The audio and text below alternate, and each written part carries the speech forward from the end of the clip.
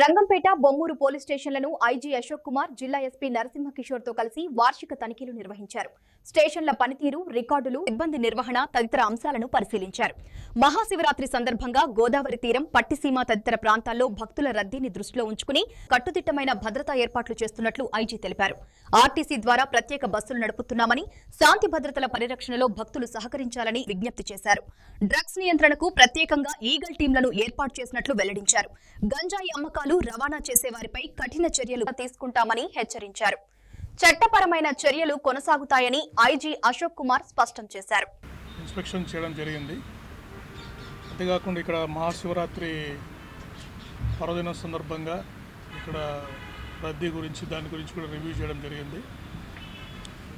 So Mahashivratri పండుగ మనకి 10వ తారీఖు వస్తూ ఉంది.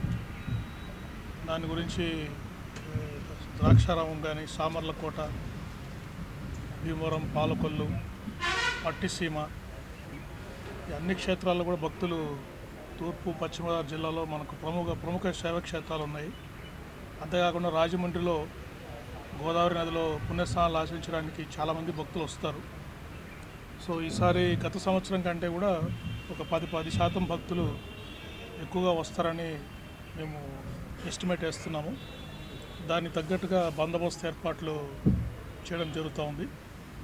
అంతేకాకుండా డిస్ట్రిక్ట్ అడ్మినిస్ట్రేషన్స్ వాళ్ళ సహకారంతో ఎవరైతే పిలిగ్రిమ్స్ భక్తులు వస్తారో వాళ్ళకు కావాల్సిన క్యూ లైన్స్ కానీ, బ్యారికేడ్స్ కానీ, వాటర్ సప్లై కానీ, ఫుడ్ అరేంజ్మెంట్స్ కానీ ఇవన్నీ కూడా వారి సహకారంతో చేయడం జరుగుతుంది.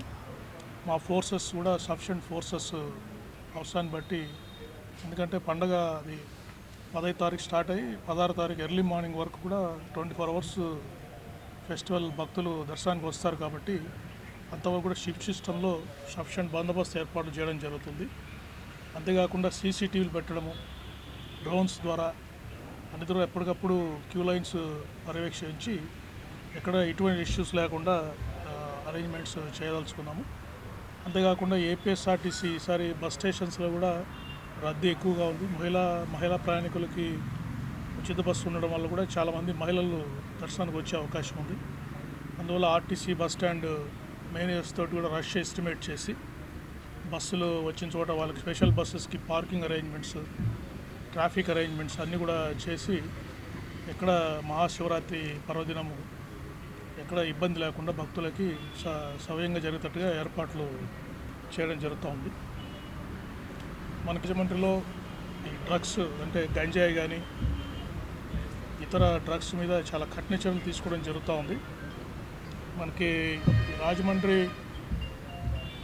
ఇంపార్టెంట్ నేషనల్ హైవే అయిపోవడం వల్ల కొద్దిగా ఇక్కడ ఒరిస్సా నుంచి వచ్చే డ్రగ్స్కి వాటికి ఇది ట్రాన్సిట్ పాయింట్గా ఉంది. అంటే ఈ రూట్లో వెహికల్స్ వెళ్తుంటాయి కాబట్టి హైవే మీద డ్రగ్స్, గంజాయి, ఎస్పెషల్లీ గంజాయి రవాణా జరిగే అవకాశం ఉంది.